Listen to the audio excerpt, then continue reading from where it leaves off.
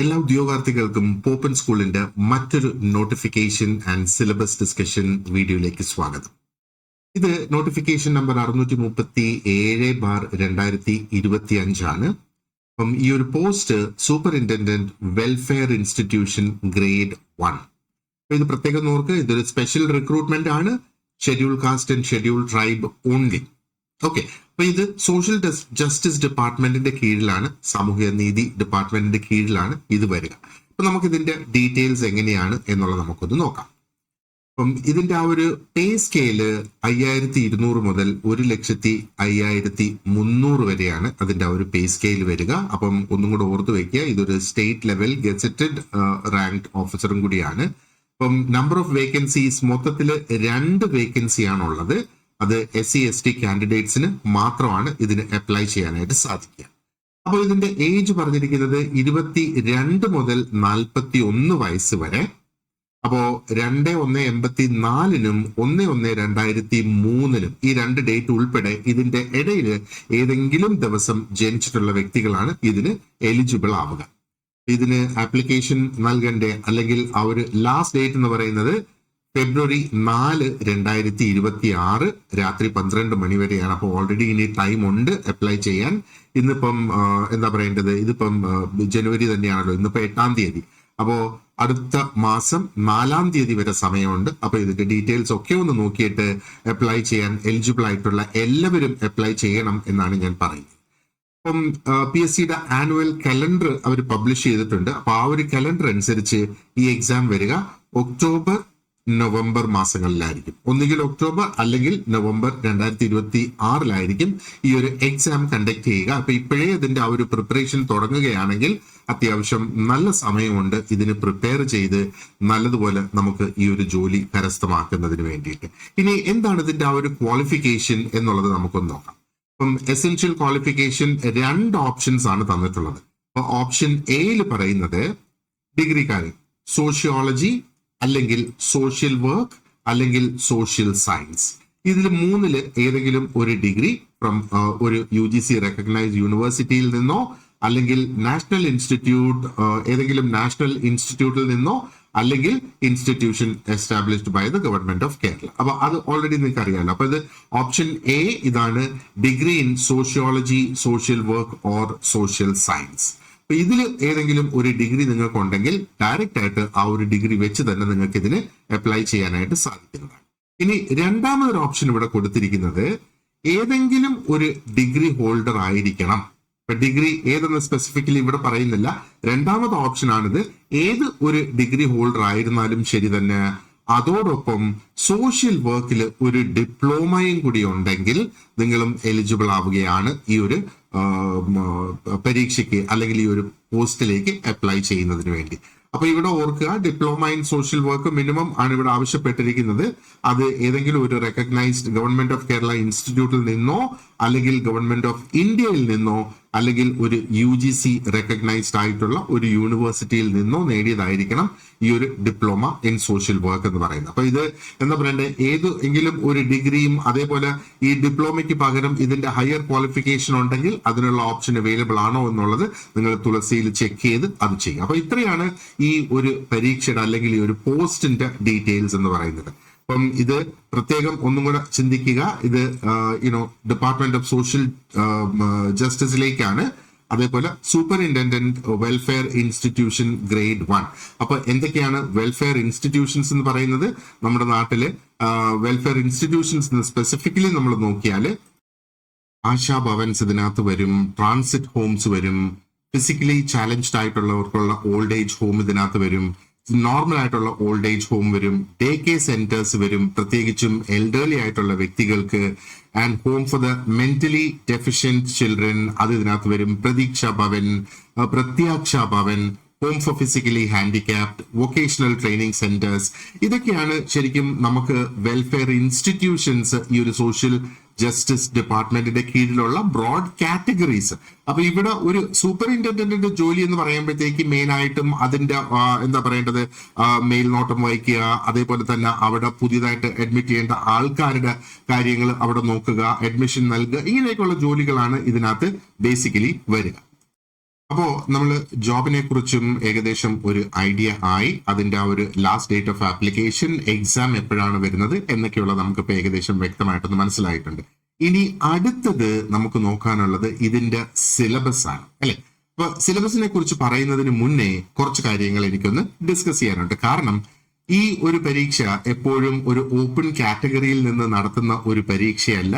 ഇതിന് മുന്നേ PSC അടുത്തൊന്നും ഇതിന്റെ ഒരു പരീക്ഷ നടത്തിയിട്ടുള്ളതായിട്ട് PSCയുടെ വെബ്സൈറ്റിൽ നിന്ന് എനിക്ക് ഇൻഫർമേഷൻ ഒന്നും ലഭിച്ചതുമില്ല. അപ്പോൾ അതുകൊണ്ട് തന്നെ ഞാൻ കുറച്ചും കൂടെ ആഴത്തില് ഈ ഒരു പൊസിഷനിലേക്ക് എങ്ങനെയായിരുന്നു ഇതിനു മുന്നേ അപ്പോയിന്റ്മെന്റ്സ് നടന്നുകൊണ്ടിരുന്നത് എന്നൊന്ന് നോക്കി. അപ്പോൾ ആ ഒരു സ്പെഷ്യൽ റൂൾസ് ഞാൻ നിങ്ങളെ ഒന്ന് കാണിച്ചു തരാം. അതനുസരിച്ച് നമുക്ക് ആ ഒരു സിലബസിലേക്ക് എത്താം. 1992 Kerala social welfare service special rules അനുസരിച്ചാണ് ഈ ഒരു തസ്തികയിലേക്ക് നിയമനം ഇതുവരെ നടന്നു വരുന്നത്.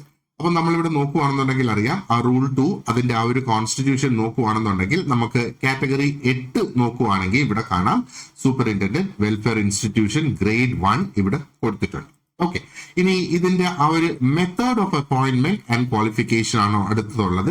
അപ്പൊ ക്വാളിഫിക്കേഷൻ ഓൾറെഡി നമ്മൾ നോക്കിയിട്ടുണ്ട്. ഇനി ആ ഒരു മെത്തേഡ് ഓഫ് അപ്പോയിന്റ്മെന്റ്, അപ്പൊ സാധാരണഗതിയിൽ എങ്ങനെയാണ് ഈ ഒരു അപ്പോയിന്റ്മെന്റ് നടക്കുന്നത് എന്നുള്ളതാണ് നമ്മൾ ഇവിടെ നോക്കുന്നത്.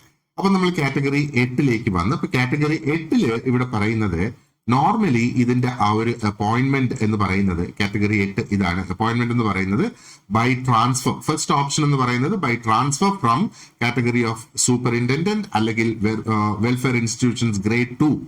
അവിടുന്ന് ഒരു ട്രാൻസ്ഫർ ആണ് നോർമലി ഇതിലേക്ക് നടക്കുക. ഇനി ഈ ഒരു ട്രാൻസ്ഫറിന് ക്വാളിഫൈഡ് ആയിട്ടുള്ള കാൻഡിഡേറ്റ്സ് ഇല്ലാതെ വരുന്ന അവസരത്തിൽ കാറ്റഗറി 5 അല്ലെങ്കിൽ 7 നിന്ന് എടുക്കാം. അപ്പോൾ കാറ്റഗറി 5 16/9/1985 വരെ മാത്രമായിരുന്നു കൺസിഡർ ചെയ്തിരുന്നത്. അപ്പോൾ അതിനുശേഷം പിന്നെ നമുക്കുള്ളത് കാറ്റഗറി 7 ആണ്. ഇപ്പൊ കാറ്റഗറി 7 എന്ന് പറയുന്നത് എന്താണ്? കാറ്റഗറി 7 എന്ന് പറയുമ്പോഴത്തേക്ക് ഒന്നുകിൽ ഒരു child development project officer, CDPO, ICDS services സ്കീമിലെ ഒരു ഉദ്യോഗസ്ഥ, അതേപോലെ ഒരു പ്രോഗ്രാം ഓഫീസർ ആകാം ഈ സോഷ്യൽ വെൽഫെയറിന്റെ കീഴിലുള്ള, അല്ലെങ്കിൽ ഒരു അപ്ഗ്രേഡഡ് സ്പെഷ്യൽ ന്യൂട്രീഷൻ പ്രോഗ്രാമിൽ പ്രവർത്തിക്കുന്ന ഒരു പ്രോജക്ട് ഓഫീസറും ആകാം. അപ്പോൾ ഈ തസ്തികകളിൽ നിന്നാണ് ഇതിലേക്ക് ഒരു അപ്പോയിന്റ്മെന്റ് ബൈ ട്രാൻസ്ഫർ നടത്തിക്കൊണ്ടിരുന്നത്. അപ്പോൾ ഈ ഒരു കാരണം, ഇത് ഞാനിവിടെ കാണിക്കാനുള്ള പ്രധാനപ്പെട്ട റീസൺ എന്ന് പറയുന്നത്, ഇതിന് മുന്നേ ഒരു പരീക്ഷ നടത്തിയതായിട്ടോ ഒരു പഴയ സിലബസോ PSCയുടെ വെബ്സൈറ്റിൽ അവൈലബിൾ അല്ല. അതുകൊണ്ട് തന്നെ ഒരു പ്രീവിയസ് ക്വസ്റ്റ്യനും നമുക്ക് അവൈലബിൾ അല്ല. അപ്പോൾ ഏകദേശം എങ്ങനെയായിരിക്കും ഇതിന്റെ ഒരു സിലബസ് അല്ലെങ്കിൽ ആ ഒരു എക്സാം നടത്തുക എന്നുള്ളത് മനസ്സിലാക്കുന്നതിന് വേണ്ടിയിട്ട് ആണ് ഈ ഒരു റൂൾസ് ഞാൻ നിങ്ങളെ ഒന്ന് കാണിച്ചത്. ഇനി നമുക്ക് ആ ഒരു സിലബസിലേക്ക് വരാം. അപ്പോൾ ഇത് തന്നെയാണ് ഞാൻ ആ റൂൾസിൽ നിങ്ങളെ ഒന്ന് കാണിച്ചത്, നേരത്തെ ഒന്ന് കാണിച്ചു തന്നത് ഇവിടെ എടുത്തിട്ടുണ്ട്. അപ്പൊ നമുക്ക് ഇനിയിപ്പം ഈ ഒരു 3rd പ്രിഫറൻസ് ആണ് ഇവർ എടുത്തിട്ടുള്ളത്. കാരണം ഈ ഓപ്ഷൻ 1 ഓപ്ഷൻ 2 കാൻഡിഡേറ്റ്സ് സ്പെഷ്യൽ കാറ്റഗറിയിൽ നിന്ന് അവൈലബിൾ അല്ലാത്തത് കൊണ്ട് ഓപ്ഷൻ 3 പോയി. അതാണ് ഡയറക്റ്റ് റിക്രൂട്ട്മെന്റ്. ഡയറക്റ്റ് റിക്രൂട്ട്മെന്റ് എന്ന് പറയുന്നത് ഇവിടെ only in the absence of qualified candidates under 1 and 2. 1 and 2 qualified ആയിട്ടുള്ള കാൻഡിഡേറ്റ്സ് ഇല്ല. ഓക്കെ, അതിന്റെ പേരിലാണ്. അപ്പൊ ഇവിടെ ഇപ്പം നമുക്കറിയാം ഇതൊരു സ്പെഷ്യൽ റിക്രൂട്ട്മെന്റ് ആയതുകൊണ്ട് തന്നെ ആ ഒരു കോട്ട ഫില്ല് ചെയ്യേണ്ടതായിട്ട് ഗവൺമെന്റിനുണ്ട്. അപ്പൊ അതാണ് ഈ ഒരു സ്പെഷ്യൽ റിക്രൂട്ട്മെന്റ് തന്നെ വന്നത്. അപ്പൊ നമുക്ക് ഏകദേശം ഒരു ഐഡിയ ഇവിടെയുണ്ട്. അപ്പൊ ആ ഒരു CDPO അല്ലെങ്കിൽ ആ പറഞ്ഞിട്ടുള്ള തസ്തികകളിൽ നിന്നുള്ള വ്യക്തികളെയാണ് ഇങ്ങോട്ട് കൊണ്ടുവരിക. അപ്പോൾ ആ ഒരു ലെവലിലായിരിക്കും അതിന്റെ ആ ഒരു സിലബസ് വരിക എന്നുള്ളത്. ബട്ട് ഇവിടെ നമ്മൾ നോക്കിയാൽ CDPOയുടെ ക്വാളിഫിക്കേഷൻ എന്ന് പറയുന്നത് പോസ്റ്റ് ഗ്രാജുവേഷൻ ആണ്. ഇവിടുത്തെ ക്വാളിഫിക്കേഷൻ ഡിഗ്രിയാണ്. അപ്പോൾ നമുക്ക് ഈ ഒരു ക്വാളിഫിക്കേഷനും അതിന്റെ സബ്ജക്ട്സും ഒക്കെ വെച്ച് നോക്കുമ്പോഴത്തേക്ക് ഏകദേശം ആ ഒരു ICDS സൂപ്പർവൈസർ, വെൽഫെയർ ഓഫീസർ ആ ഒരു ലെവലിലായിരിക്കും ഇതിന്റെ ഒരു സിലബസ് വരിക. അപ്പോൾ ഒരു ആന്റിസിപ്പേറ്റഡ് സിലബസ് എന്ന നിലയിൽ കുറച്ച് ടോപ്പിക്സ് ഞാൻ കാണിച്ചു തരാം, എങ്ങനെയൊക്കെ ആയിരിക്കും ഇത് വരിക. ഇതിപ്പോ ഒരു ഡയറക്റ്റ് റിക്രൂട്ട്മെന്റ് ആയിട്ട് വന്നിരിക്കുകയാണല്ലോ. അപ്പോൾ നമുക്ക് ആന്റിസിപ്പേറ്റ് ചെയ്യാം. സോഷ്യൽ വർക്കും സോഷ്യൽ വെൽഫെയറും അതിന്റെ ഫൗണ്ടേഷൻസ് റിലേറ്റഡ് ആയിട്ടുള്ള ടോപ്പിക്സ് എന്തായാലും ഇതിനകത്ത് നമുക്ക് പഠിക്കേണ്ടതായിട്ട് വരും. അപ്പൊ അതിന്റെ meaning, nature, scope, objectives, social വർക്കിൻ്റെത് അത് തന്നെയാണല്ലോ ഒരു മെയിൻ സബ്ജക്റ്റ് ആയിട്ട് ഇതിനകത്ത് വരിക. പിന്നെ social welfare, social justice, social security, social development, ഇതിനെക്കുറിച്ചുള്ള ടോപ്പിക്സ് ഉണ്ടാകും. പിന്നെ സോഷ്യൽ വർക്കിന്റെ പ്രൊഫഷണൽ വാല്യൂസും എത്തിക്സും അത് അതിന്റെ കൂടെ ബൈ ഡിഫോൾട്ട് എന്തായാലും ഉണ്ടാകും എന്നുള്ളതാണ്. പിന്നെ ആ ഒരു സോഷ്യൽ വർക്കിന്റെ റോൾ എന്താണ് സോഷ്യൽ ജസ്റ്റിസ് ഡിപ്പാർട്ട്മെന്റിനെ സംബന്ധിച്ചിടത്തോളം. ഇനി മറ്റൊന്ന് സോഷ്യോളജി ഓഫ് വെൽഫെയർ അഡ്മിനിസ്ട്രേഷൻ നമ്മൾ നോക്കുകയാണെന്നുണ്ടെങ്കിൽ അതിന്റെ മീനിങ്, അതിന്റെ സ്കോപ്പ്. പിന്നെ society, community, institution, social structure, അതൊക്കെ സോഷ്യോളജി റിലേറ്റഡ് ആയിട്ട് വരുന്ന ടോപ്പിക്സ് തന്നെയാണ്. ഇന്ത്യൻ സോഷ്യൽ സിസ്റ്റം, അതായത് ക്ലാസ്, കാസ്റ്റ്, ട്രൈബ്, ഫാമിലി, പിന്നെ social stratification, inequality, social change and development. അപ്പോൾ ഓർക്കുക, ഇത് ആന്റിസിപ്പേറ്റഡ് സിലബസ് ആണ്. ഈ ഒരു സിലബസ് വെച്ച് തന്നെയാണ് നമ്മൾ ക്ലാസ് സ്റ്റാർട്ട് ചെയ്യുന്നത്. അപ്പോൾ ഇതിന്റെ ആ ഒരു എക്സാമിന് 1, 2 അല്ലെങ്കിൽ 3 മാസം മുന്നേ നമുക്ക് കൺഫർമേഷൻ കൊടുക്കാനുള്ള ആ ഒരു ടൈം ടേബിൾ വരും. ആ സമയത്തായിരിക്കും ഇതിന്റെ യഥാർത്ഥ സിലബസ് നമുക്ക് ലഭ്യമാവുക. ആ ഒരു സിലബസ് ലഭ്യമാകുന്ന മുറയ്ക്ക് നമുക്ക് എന്തൊക്കെയാണോ ഈ സിലബസിൽ നിന്ന് എടുത്തു മാറ്റേണ്ടത് അത് മാറ്റി ആ പുതിയ ലെസൺസ് നമുക്ക് അതിനകത്ത് ആഡ് ചെയ്ത് അങ്ങനെ അതൊരു കംപ്ലീറ്റ് സിലബസ് ആക്കി നമുക്ക് മുന്നോട്ട് കൊണ്ടുപോകാം. ഓക്കെ, ഇനി Indian society and marginalised communities ഇതിനകത്ത് വരും. ഓക്കെ, അപ്പോ schedule caste and schedule tribes, അവരുടെ സോഷ്യൽ പൊസിഷൻ ആൻഡ് ഇഷ്യൂസ്, ഇത് ബ്രോഡ് ആയിട്ടുള്ള ടോപ്പിക്സ് ഞാനിവിടെ പറയുകയാണ്. കേരളത്തിലെ ട്രൈബൽ കമ്മ്യൂണിറ്റീസിന്റെ ഒരു ബേസിക് അണ്ടർസ്റ്റാൻഡിംഗ് ഉണ്ടാവുക, സോഷ്യൽ എക്സ്ക്ലൂഷൻ എന്ന കോൺസെപ്റ്റ്, ഡിസ്ക്രിമിനേഷൻ, ഇൻക്ലൂഷൻ, അങ്ങനെയൊക്കെയുള്ളത്, and constitutional safeguards for SC/ST communities. പിന്നെ social problems and contemporary issues, poverty, unemployment, homelessness. ഈ കാരണങ്ങളൊക്കെ കൊണ്ടായിരിക്കും സോഷ്യൽ ഇൻസ്റ്റിറ്റ്യൂഷൻസിൽ ആൾക്കാർ എത്തുക, അല്ലേ? And substance abuse and addiction, അതവിടെ വരുന്നുണ്ട്. Violence against women, children and elderly, ഇത് വളരെ ഇമ്പോർട്ടന്റ് ആയിട്ടുള്ള ഒരു ടോപ്പിക് ആണ് എന്ന് മാത്രമല്ല ഇതൊരു ഷുവർ ആയിട്ടും വരാൻ ഉള്ള ഒരു ടോപ്പിക് തന്നെ.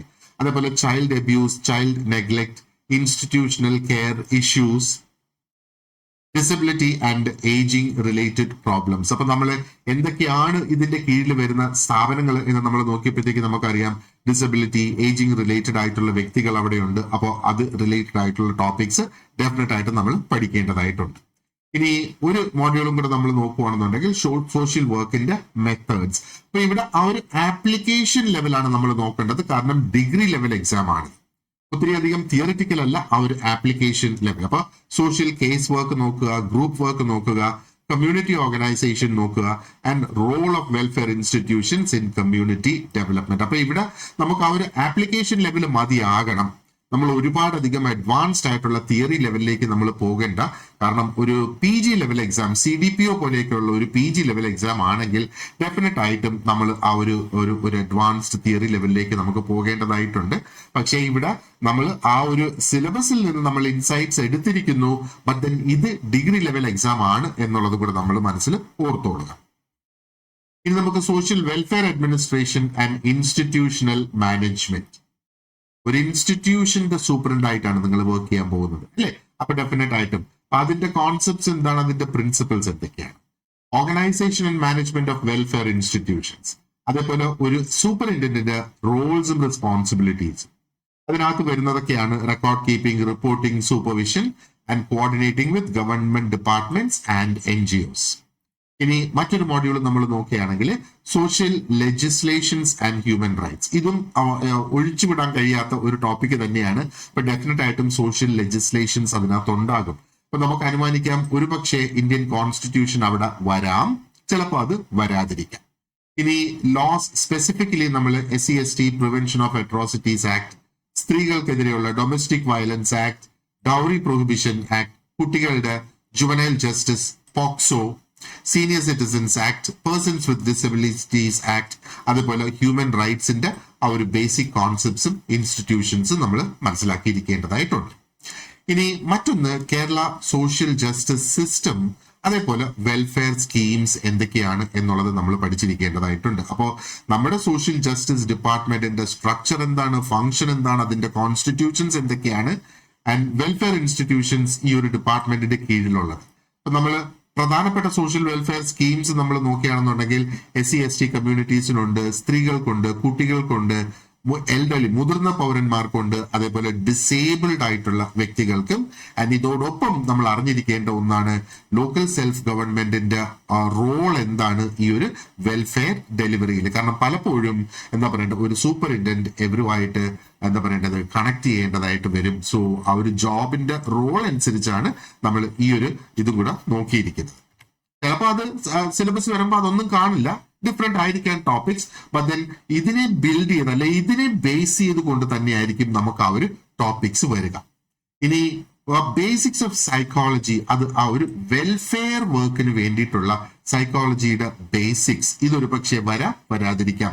ഇപ്പം ഹ്യൂമൻ ബിഹേവിയർ, അതിന്റെ ബേസിക് കോൺസെപ്റ്റ്സ് എന്താണ്, പേഴ്സണാലിറ്റി ആൻഡ് അഡ്ജസ്റ്റ്മെന്റ്, ഇത് ഒക്കെ മനസ്സിലാക്കിയിരിക്കണം. കാരണം ഇൻമേറ്റ്സിന്റെ ആവശ്യങ്ങൾ മനസ്സിലാക്കി മുമ്പോട്ട് പോകുന്നതിന് ഈ ടോപ്പിക്സ് ഒക്കെ അതിനകത്ത് ഉണ്ടാകാൻ സാധ്യത വളരെയധികം കൂടുതലാണ്. സ്ട്രെസ്, കോപ്പിംഗ്, മെന്റൽ ഹെൽത്ത്, അതിന്റെ ആ ഒരു ഇൻട്രൊഡക്ഷൻ മതിയാകും. കമ്മ്യൂണിക്കേഷൻ സ്കിൽസ് വളരെ ഇമ്പോർട്ടന്റ് ആണ്. ആൻഡ് ഇൻസ്റ്റിറ്റ്യൂഷണൽ സെറ്റിംഗ്സിൽ എങ്ങനെയാണ് എംപതി പ്രവർത്തിക്കുക എന്നുള്ളത് നമ്മൾ നോക്കണം. അതുപോലെ 10ാമത്തെ മോഡ്യൂൾ നോക്കുകയാണെങ്കിൽ social research, documentation and field practice ആണ് ഇവിടെ വരിക. അപ്പോൾ റിസർച്ച്, സോഷ്യൽ റിസർച്ച് കോൺസെപ്റ്റ്സിന്റെ ഒരു ബേസിക് മനസ്സിലാക്കുക. ഡേറ്റ കളക്ഷൻ എങ്ങനെയാണ് വെൽഫെയർ ഇൻസ്റ്റിറ്റ്യൂഷൻസിൽ നടക്കുന്നത്, അതുപോലെ methods like surveys, reports, case records, ഇതൊക്കെ എങ്ങനെയാണ് മെയിൻറ്റെയിൻ ചെയ്തു പോവുക. മോണിറ്ററിംഗ് ആൻഡ് ഇവാലുവേഷൻ, അതും ആ ഒരു ഇൻട്രൊഡക്ടറി ലെവൽ മതിയാകും. And evidence based welfare planning, കാരണം റിസർച്ചിന്റെ അടിസ്ഥാനപ്പെടുത്തിയിട്ടാണല്ലോ നമുക്ക് എവിഡൻസ് ലഭിക്കുക. ആ എവിഡൻസ് അനുസരിച്ച് അത് ആ ഒരു വെൽഫെയർ പ്ലാനിങ്ങിൽ എങ്ങനെ ഉപയോഗിക്കാം എന്നൊക്കെയുള്ളത്. അപ്പൊ ഏകദേശം ഈ ഒരു രൂപത്തിലായിരിക്കും അതിന്റെ ആ ഒരു സിലബസ് വരിക. അപ്പൊ നമുക്ക് ആ ഒരു എക്സാമിന് 2 അല്ലെങ്കിൽ 3 മാസം മുന്നേ ആയിരിക്കും ആക്ച്വൽ സിലബസ് നമ്മൾക്ക് കിട്ടുന്നത്. അപ്പൊ ഇപ്പോഴേ നമ്മൾ പ്രിപ്പറേഷൻ തുടങ്ങി ഈ ഒരു ബേസിസ് നമ്മൾ ഒന്ന് ബിൽഡ് ചെയ്ത് വെക്കുകയാണെന്നുണ്ടെങ്കിൽ ഇനി പുതിയ സിലബസ് വരുന്ന ആ ഒരു സമയത്ത് വളരെ ഈസി ആയിട്ട് നമുക്ക് അതുമായിട്ട് ഇന്റഗ്രേറ്റ് ചെയ്ത് ഇതിന്റെ പോരായ്മ എല്ലാം പരിഹരിച്ച് ആ ടോപ്പിക്സും കൂടെ ആഡ് ചെയ്ത് നമുക്ക് പിന്നെയുള്ള ആ ഒരു 2-3 മാസം ഉപയോഗിച്ച് ബാക്കി ടോപ്പിക്സും കംപ്ലീറ്റ് ചെയ്ത് നല്ലതുപോലെ പ്രിപ്പയർഡ് ആകാനായിട്ട് സാധിക്കും എന്നുള്ളതാണ്. അപ്പൊ നമ്മൾ ഇതിന്റെ കോഴ്സ് ഓൾറെഡി സ്റ്റാർട്ട് ചെയ്തിട്ടുണ്ട്. കോഴ്സിൽ ജോയിൻ ചെയ്യാൻ ആഗ്രഹിക്കുന്നവര് എന്നെ ഈ സ്ക്രീനിൽ കാണുന്ന നമ്പറിൽ കോൺടാക്ട് ചെയ്യുക. അതേപോലെ ഒരു വാട്സാപ്പ് ഗ്രൂപ്പ് ഈ ഒരു കോഴ്സിന് വേണ്ടിയിട്ട് ഡെഡിക്കേറ്റഡ് ആയിട്ട് ഞാൻ സ്റ്റാർട്ട് ചെയ്തിട്ടുണ്ട്. അപ്പൊ അതിന്റെ ലിങ്കും കൂടെ ഈ ഒരു വീഡിയോയുടെ ഡിസ്ക്രിപ്ഷൻ ബോക്സിൽ കൊടുത്തിട്ടുണ്ടാകും. കോഴ്സിനെ കുറിച്ച് കൂടുതൽ അറിയാനും പരീക്ഷയെ കുറിച്ച് കൂടുതൽ അറിയാനും ഒക്കെ ആയിട്ട് നിങ്ങൾക്ക് ഈ വാട്സാപ്പ് ഗ്രൂപ്പിൽ ജോയിൻ ചെയ്യാം. അതിന്റെ ലിങ്കും ഡിസ്ക്രിപ്ഷൻ ബോക്സിൽ ഉണ്ടാകും എന്നുള്ളതാണ്. So once again, thank you very much for watching this video and you have an excellent day ahead. Thank you.